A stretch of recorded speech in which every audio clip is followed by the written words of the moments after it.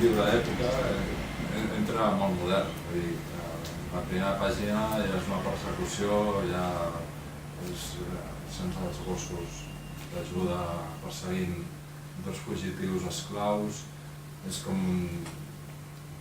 ja entres, no? És la pel·lícula, vull dir que parla d'una època que ens ha quedat molt lluny, però la forma és nova i actual i vigent. No comença amb una descripció del cel, no sé què, els nígols, els cocodrils, anaven d'una banda a l'altra, no, anem per feina, aquí hi ha un tio que ha de fugir, aquest no és el nostre protagonista, ens el presenta ja en començar la novel·la, i l'acompanyem fins al final. Una de les primeres coses que li vaig preguntar al Jaume és bé, la segona part ja estarà en marxa, no? Perquè realment és un llibre que és d'aquests llibres que dius en vull més, no? Aquests personatges, els pocs que queden vius al final, no els menjarem. No, però, a veure, és una qüestió, és un llibre que explica una vida molt dura. És un esclau que escapa i és a la recerca de la llibertat. Jo no soc una persona gaire racional, vull dir, soc més intuïtiu, i sempre me demanava quan va començar la novel·la per què, quin era el tema de la novel·la, quin era el tema de la novel·la, quin era el tema. Jo sabia que quan vaig llegir aquesta història a un petit llibre didàctic me va impactar.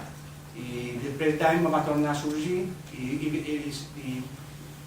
que havia d'escriure la història d'aquests personatges marginals, l'havia d'escriure, però no sabia per què. Altres intenten aprofitar les encletxes que li dona el sistema de conducció.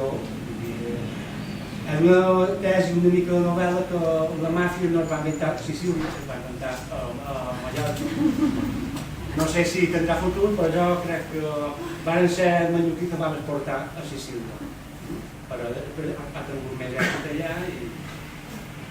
Perquè aquí els bandolers, com tenim entès moltes vegades, pensem que és un lladre de camins, i no és un lladre de camins. Eren els sicaris, eren els soldats, els desposits de tots, que els poderosos els utilitzaven com a peons per les seves lluites. En aquella època Mallorca era una illa oblidada, i a l'època de Felip II, que tenia un imperi on el sol no es podia, i clar, una petita illa del Mediterrani ni recordava que el tenia. Hi havia un buit de poder, i el poder mai sempre algú que l'ocupa. I aquí, la base del llibre és la lluita pel poder.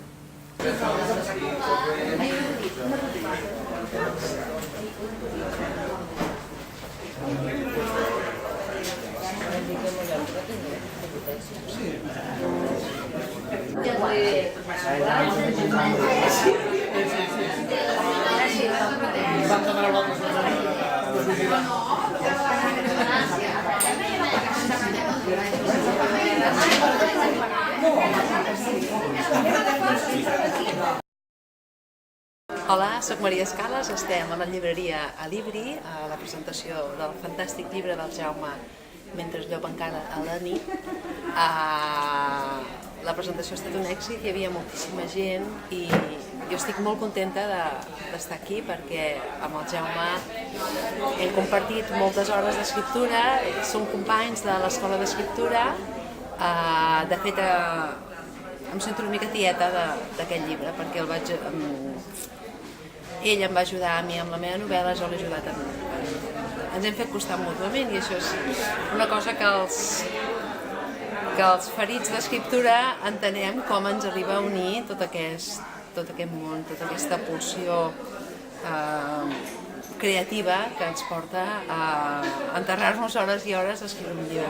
El llibre val molt la pena, us el recomano molt vivament, us enganxarà i és molt bo, en sèrio, no us el perdeu. Soy Judith, he venido a la librería Libri porque me habían recomendado este libro y bueno, lo estaba buscando desde hacía tiempo y la verdad es que ya lo tengo. Creo que lo voy a comprar para regalárselo a mi pareja porque es un fanático de las cosas de la tierra, animales y todo lo que tenga que ver con la vida y creo que le gustará. Además, he coincidido con la charla que han dado de presentación de un libro de Jaume Pons, ¿sí? Y la verdad es que ha estado muy bien, me ha convencido bastante. No sé si me compraré el libro, pero aquí queda, por si acaso en un futuro a lo mejor sí que lo pueda leer.